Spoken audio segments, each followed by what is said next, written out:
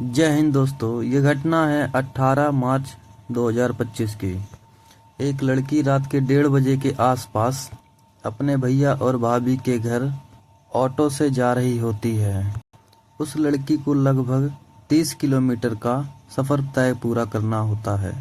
वह लड़की लगभग कुछ किलोमीटर ही जाती है, तभी उसे पता चलता है कि उस ऑटो का ड्राइवर संदिग्ध लग रहा है।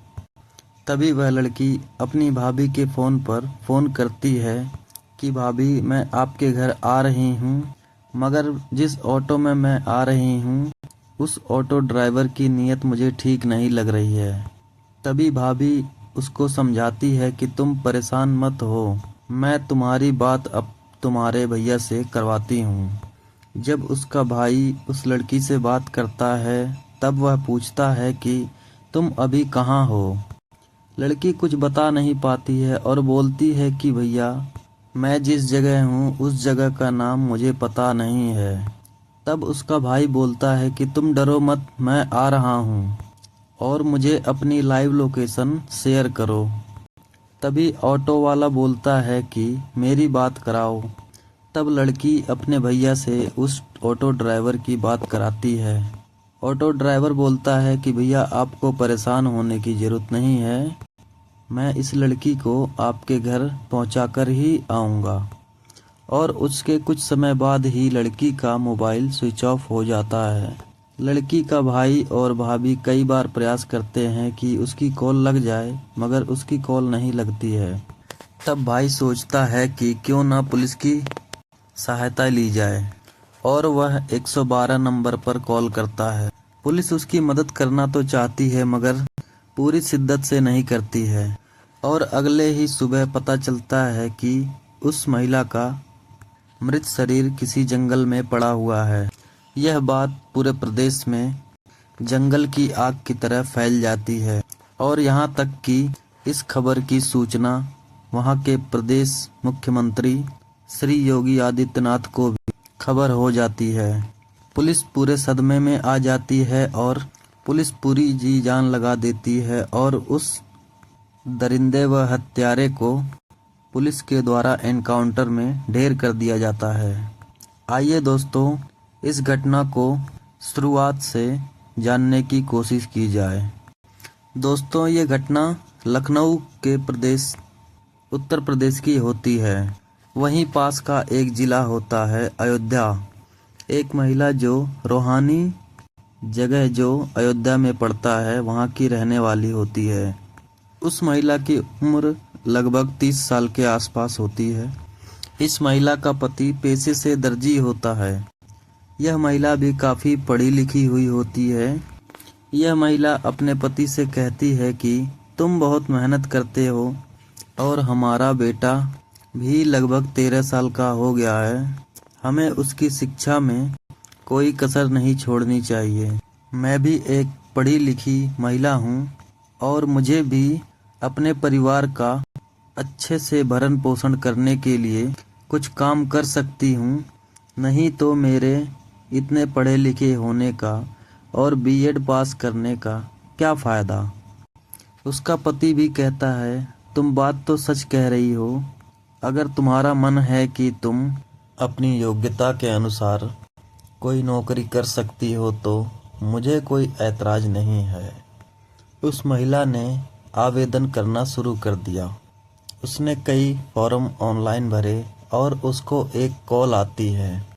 उस कॉल में उससे पूछा जाता है कि क्या तुम बनारस में कार्य कर सकती हो, और उसको बताया जाता है कि आप आइए बनारस और इंटरव्यू दीजिए। अगर आप उस इंटरव्यू में पास हो जाती हैं तो आपको एक अच्छी सैलरी का ऑफ़र मिलेगा। वह महिला बनारस जाती है और बोलती है कि और इंटरव्यू में पास होने से वह बहुत खुश होती है और अपने पति को फ़ोन मिलाती है और अपने पति से बोलती है कि क्या मैं अपने दोस्त के यहाँ एक रात के लिए रुक सकती हूँ, अगर तुम्हें कोई ऐतराज़ ना हो तो। उसका पति बोलता है कि मुझे कोई ऐतराज़ नहीं है, मगर तुम जल्दी ही वापस आ जाना। वह महिला बस स्टैंड के लिए निकल जाती है। वहाँ पर लगभग 2 बसें खड़ी होती हैं। जो बस की टाइमिंग थी अयोध्या आने की, वह देरी में थी। लगभग 2 से 3 घंटे की देरी में वह बस चलती। इसीलिए महिला ने सोचा कि क्यों ना लखनऊ जा रही बस में मैं बैठ जाऊं और अपने भाई और भाभी से भी मिलकर आ जाऊंगी। वह लखनऊ जा रही बस में बैठती है और कुछ ही समय बाद वह अपने गंतव्य स्थान पर पहुंचती है। लखनऊ में एक जगह होती है आलमबाग, जहां रात को 1:30 बजे बस रुकती है। उसके बाद एक ऑटो वाला वहां आता है और बोलता है कि बहन जी, आपको कहाँ जाना है। वह अपने भैया के घर के स्थान को बताती है। तभी ऑटो वाला मान जाता है और उस लड़की को ऑटो में बिठाकर जाने लगता है। तभी उस लड़की को शक होता है कि ये ऑटो वाला नशेड़ी लग रहा है और इस पर ज़्यादा भरोसा नहीं किया जा सकता। वह अपने भाभी को फ़ोन मिलाती है और उसकी भाभी बात करती है और उसका भाई भी बात करता है। वह अपनी बहन से बोलता है कि तुम अपनी लाइव लोकेशन मुझे भेजो, मैं तुम्हें ट्रेस करता रहूँगा। अगर कोई गड़बड़ हुई तो मैं तुरंत ही वहाँ पहुँच जाऊँगा। तभी उसका भाई अपनी बहन से बोलता है कि तुम अपना फ़ोन अपने ड्राइवर को दो, मैं बात करूँगा कि वह कब तक पहुँच जाएगा और कैसे किस रास्ते आएगा। टैक्सी ड्राइवर उसके भैया से बोलता है कि भैया, ये रास्ता ब्लॉक हो रखा है, इसीलिए मैं इसको दूसरी रास्ते से पहुंचाने की कोशिश कर रहा हूं, क्योंकि इस रास्ते पर मेट्रो का कार्य हो रहा है और रास्ता अवरोधित हुआ है। और कुछ समय बाद उसका भाई जब अपनी बहन को फ़ोन मिलाता है, तब पता चलता है कि उसकी बहन का तो मोबाइल ही बंद हुआ पड़ा है।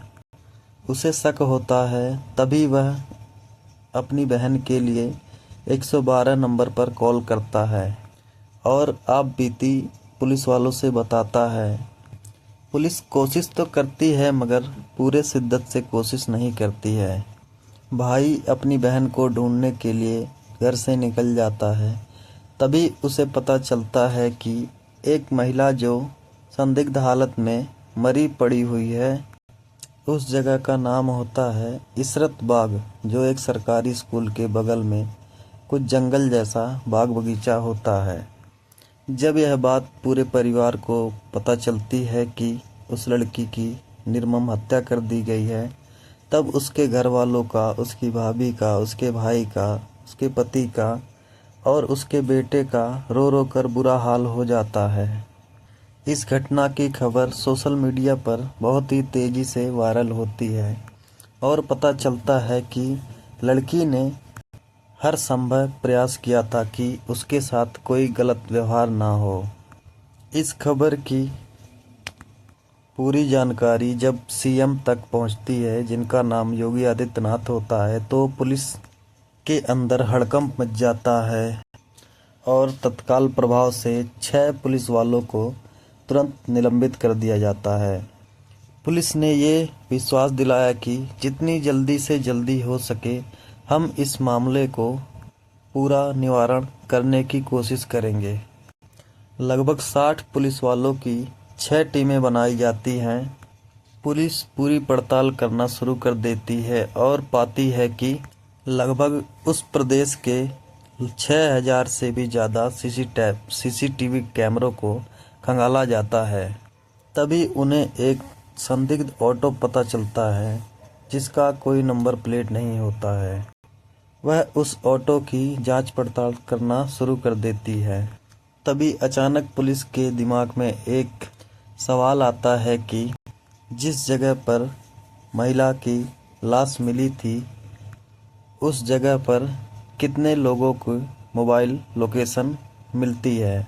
मोबाइल लोकेशन के हिसाब से वह संदिग्ध लोगों तक पहुंच जाती है। तभी पता चलता है कि वह लोग वहां पर नहीं हैं। जिन दोनों लोगों की लोकेशन वहां पर मिलती है, उनमें से एक नाम होता है दिनेश कुमार और दूसरा नाम होता है अजय कुमार द्विवेदी का।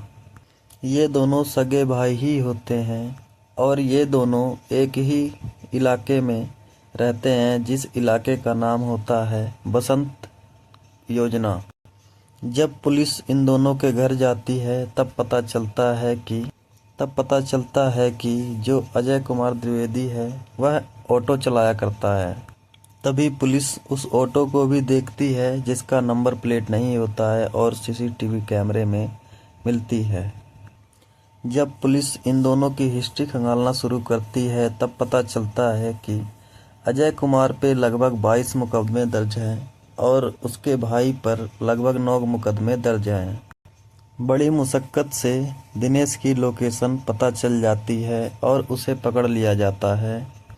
तब दिनेश कुमार बताता है कि उसका भाई अजय, जो बहुत ही नशीले पदार्थों का सेवन करता है, वह लगभग कई साल से यह काम कर रहा है। तब दिनेश बताता है कि उसका भाई अजय कुमार मिश्रा उस रात को एक लड़की को आलमबाग से उसके घर पहुंचाने के लिए ऑटो में बिठाए हुए था और वह दिनेश को कॉल करता है कि मैं तुम्हें अंधे की चौकी के पास मिलूंगा और रास्ते में तुम मुझे मिलना। जब अजय ऑटो लेकर अंधे की चौकी के पास आता है, वह अपने भाई को भी पिकअप कर लेता है और अपने भाई से बोलता है कि तुम ऑटो चलाओ, मैं पीछे जाकर बैठ रहा हूँ। यहाँ तक के सफ़र में लड़की को कुछ अंदेशा नहीं होता है, मगर जब वह लड़का अजय कुमार उस लड़की को टच करता है और मारने पीटने की कोशिश करने लगता है, तब वह लड़की चीखने चिल्लाने लगती है, मगर रात काफ़ी हो जाने की वजह से वहाँ कोई सुनने वाला नहीं था। लड़की चीखती है, चिल्लाती है और सबसे मदद मांगती है। उसका भाई बोलता है कि दिनेश, तुम इस ऑटो को जल्दी से जल्दी जंगल की तरफ ले चलो। वह ऑटो से इशरत के बाग एक जगह वहाँ पर जाकर ऑटो रोकता है और वह दोनों भाई उस लड़की के साथ जबरन शारीरिक रिश्ता बनाने की कोशिश करते हैं, मगर वह लड़की हिम्मत नहीं हारती। वह उन दोनों से लड़ती है, मार खाती है, मगर वह अपनी इज्जत को ज़्यादा ही तवज्जो दे रही थी। उस लड़की के कपड़े फाड़ दिए जाते हैं, उसको अर्धनग्न अवस्था में कर दिया जाता है। जब वह लड़की हद से ज़्यादा परेशान हो जाती है, तभी वह दोनों उसी लड़की की पजामी से उस लड़की का गला घोंट देते हैं।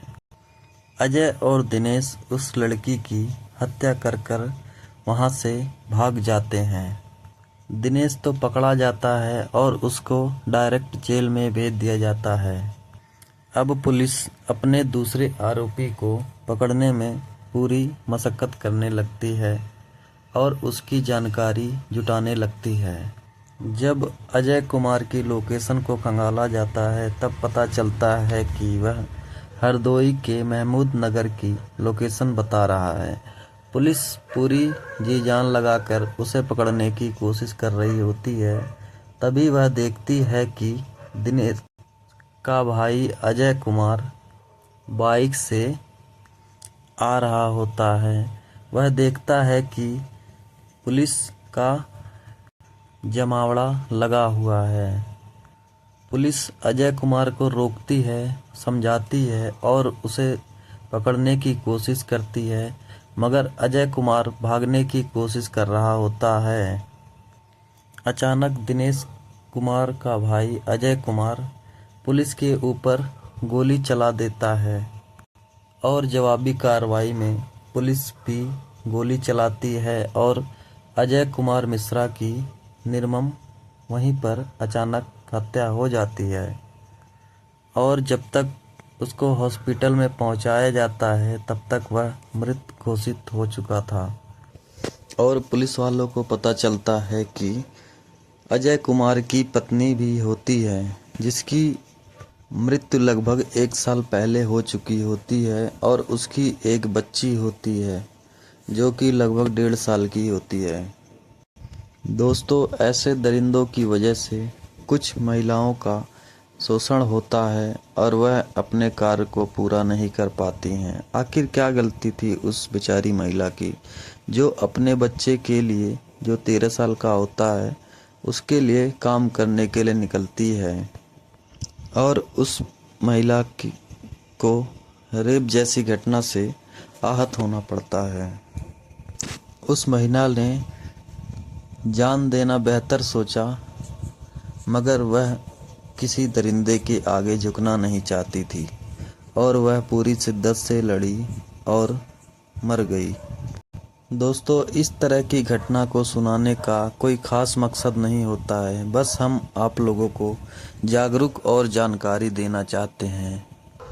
अगर यह जानकारी आप लोगों को अच्छी लगी हो तो हमारे चैनल पर जाएं, सब्सक्राइब करें, लाइक करें, कमेंट करें और ढेर सारी ऐसी ही कहानियों के लिए हमारे चैनल से जुड़े रहें। जय हिंद, जय भारत।